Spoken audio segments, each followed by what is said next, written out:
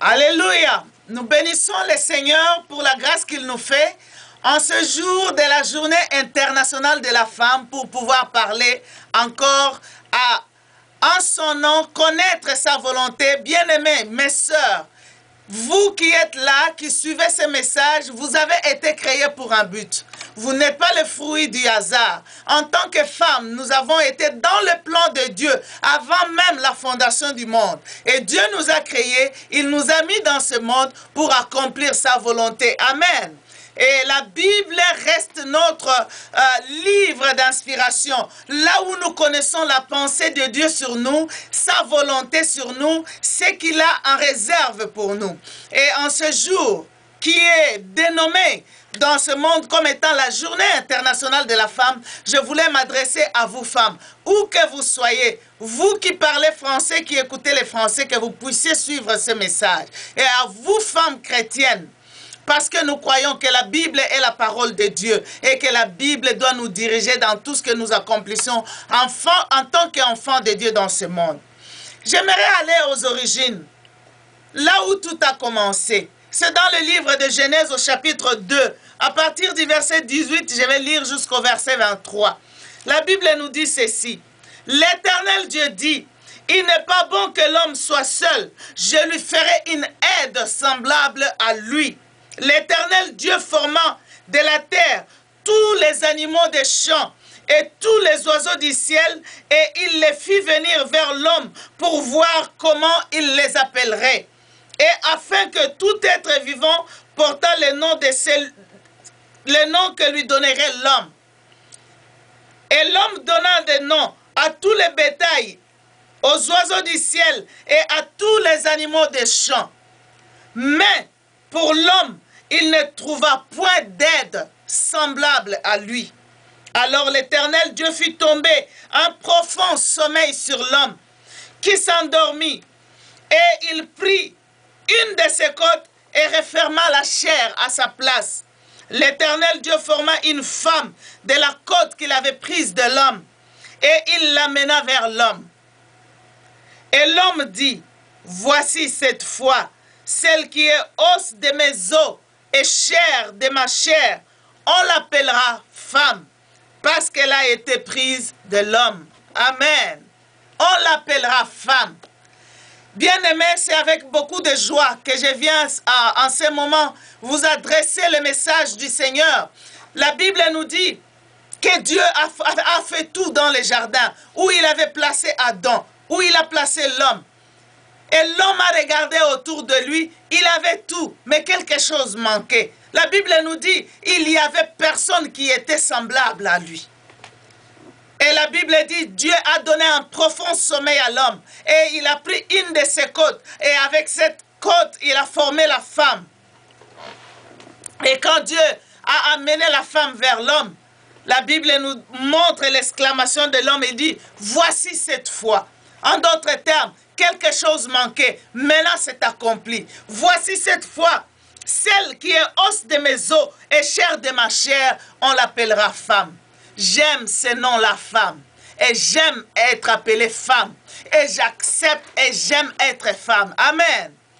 Vous savez, aujourd'hui, j'aimerais vous exhorter, bien-aimés, de vous accepter comme femme et d'aimer si vous êtes femme. D'aimer être femme. Parce que ce n'est pas au hasard que vous êtes femme. Dieu vous a jugé être femme et Dieu vous a créé femme. Acceptez cela. Le manque d'acceptation aujourd'hui, au milieu des femmes, peut amener les femmes à se comporter de plusieurs façons. Peut même amener les femmes à croire qu'elles ne sont pas capables ou elles devaient être des hommes. Non, Dieu nous a créés femmes et c'est là pour un but. Dieu veut accomplir des choses avec nous dans ce monde. Et Dieu a créé d'abord la femme comme étant compagne de l'homme. C'est de ça que je vais parler un peu en bref. Mais Dieu l'a créée aussi comme étant une mère dans la société. Notre société se meurt aujourd'hui. Nous voyons des enfants qui jonchent les rues. Les enfants qui passent la nuit à la belle lune. Pourquoi? Parce qu'elles n'ont pas où dormir. Elles n'ont pas de maison. Il y en a qui ont été abandonnés. Il y en a qui n'ont pas eu la chaleur d'une mère, quoique venant d'une mère. Elles ont été mises au monde, mais personne n'a pris soin d'eux. Mais je disais que Dieu a mis la femme sur la terre comme étant compagne de l'homme, dans la marche pour l'aider, pour pouvoir compléter à ce qui manquait à l'homme. Et aujourd'hui, dans notre société mondialement, nous trouvons que quelque part, cette responsabilité de l'homme et de la femme devient même sujet de beaucoup de problèmes. Parce que les uns pensent que la femme n'est pas utile. Et de son côté, la femme veut prouver qu'elle est utile. Et il y a comme toute une guerre. Mais ce n'était pas ça dans le plan de Dieu. Le jour où Dieu amène Ève auprès d'Adam, ce n'était pas la guerre. Adam n'a pas dit, mais toi Dieu, tu m'amènes encore quelqu'un qui va venir prendre mon espace. Non. Et il s'est écrié de joie. Il a dit, oh, voici cette fois. C'est comme pour dire, j'ai vu plusieurs fois des êtres, mais qui ne me ressemblaient pas. J'ai vu des êtres qui ne pouvaient rien m'apporter. Mais voici cette fois, celle qui sera chair de ma chair, celle qui est chair de ma chair et os de mes os. On l'appellera femme. C'était un sujet de joie. Il s'est exclamé. Il a admiré la femme. Vous savez quoi? J'ai entre parenthèses. Dieu nous a créé belles. Chère femme, Dieu nous a créé admirables. Je vais bien dire admirable. Je ne dis pas séduisante, mais admirable. Dieu a créé la femme admirable. Vous voyez, même dans la vie courante, quand vous voyez dans une famille, il y a des garçons et des filles, c'est comme si les filles ont été retouchées 2 fois quand Dieu les a créées. C'est la grâce de Dieu. C'est comme ça que Dieu nous a créés. Amen. Et nous avons besoin de nous accepter en tant que tels. J'aime le psalmiste. Au psaume 139, au verset 14, la Bible nous dit ceci. Je te loue de ce que je suis une créature merveilleuse. Le psalmiste s'écrit, il dit, Père, Seigneur, je te loue de ce que je suis une créature si merveilleuse. Tes œuvres sont admirables et mon âme les reconnaît bien. Est-ce que tu reconnais que tu es une créature merveilleuse? Combien de fois le diable est en train de nous tromper? Nous voyons ça surtout même dans le milieu de la jeunesse. De filles qui ne s'acceptent pas, qui croient que non, je ne suis pas suffisamment belle.